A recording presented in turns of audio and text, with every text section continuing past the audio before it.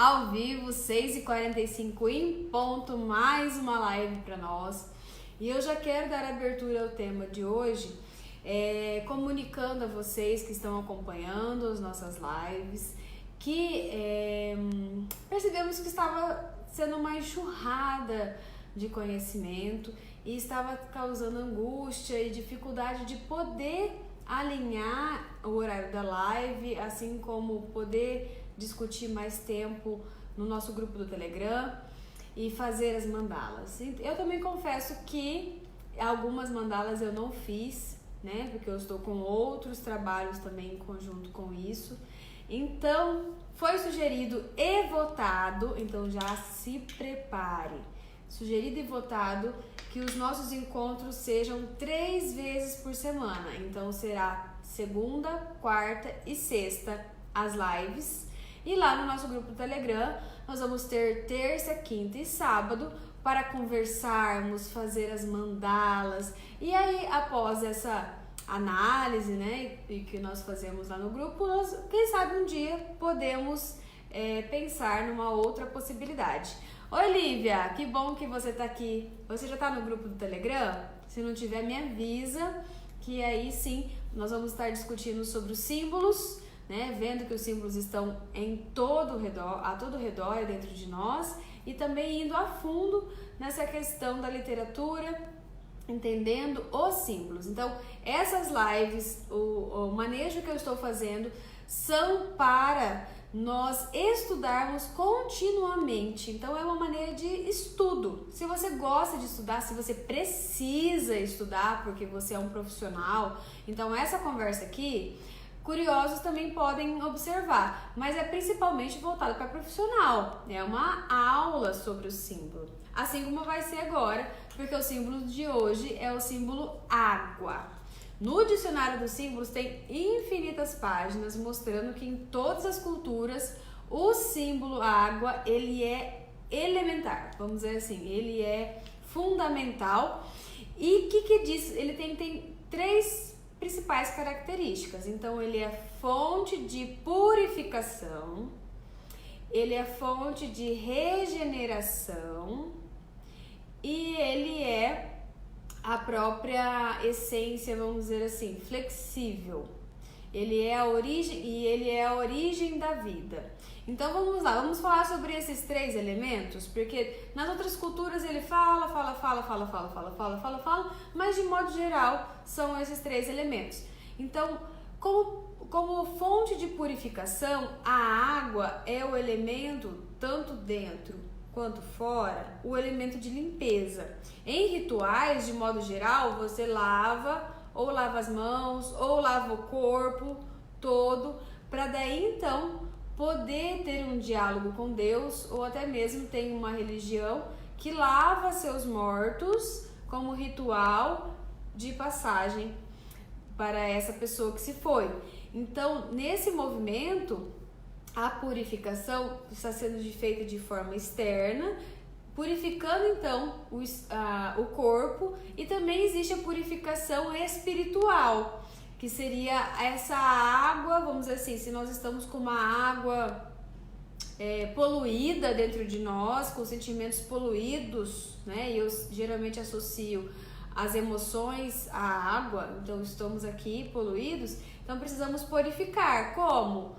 Muitas vezes tomando água, muitas vezes chorando, muitas vezes transpirando, muitas vezes fazendo xixi, né? Tirando essa poluição interna. Então, purificação. A outra seria a fonte de regeneração. E aqui a regeneração traz uma ambivalência, né? Traz 2 pontos diferentes para vocês entenderem. Na regeneração, a água simboliza que você estará, vamos para a fase número 1, você estará mergulhando nessa fonte de purificação, lembra que era a fonte de purificação? Então você está lá, e você está lá mergulhando e não está sendo dissolvido pela água.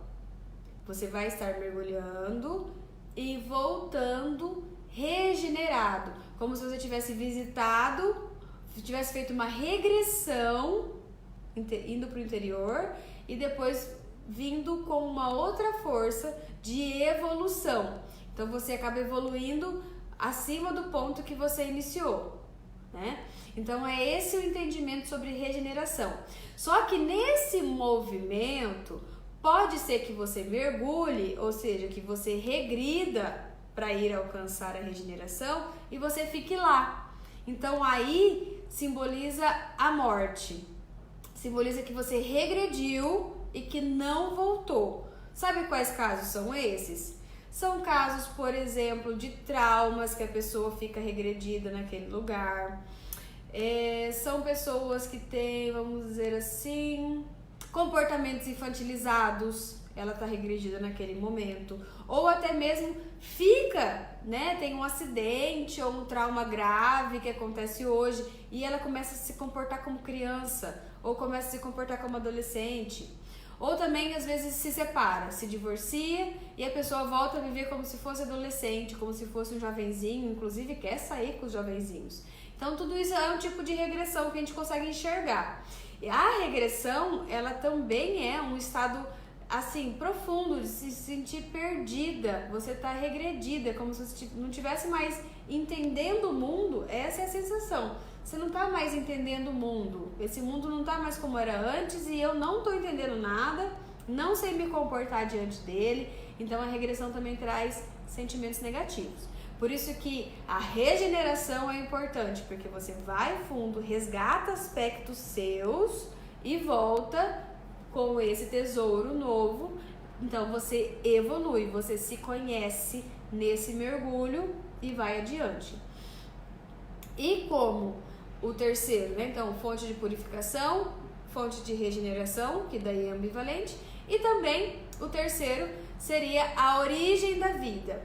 Então, a água simboliza todas as possibilidades possíveis, justamente por sua flexibilidade, por sua clareza. Então, ela simboliza tudo que é possível. A água, ela é um local fecundo e fértil.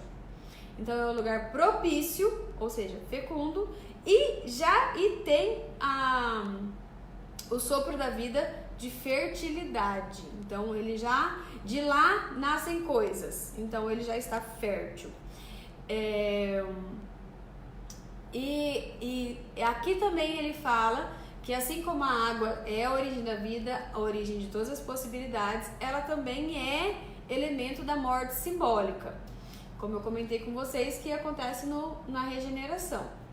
Então, nesse interim, né, a água está como elemento para todas as culturas. Algumas pessoas fazem rituais de purificação, outras pessoas fazem esse ritual de regeneração, ir ao encontro.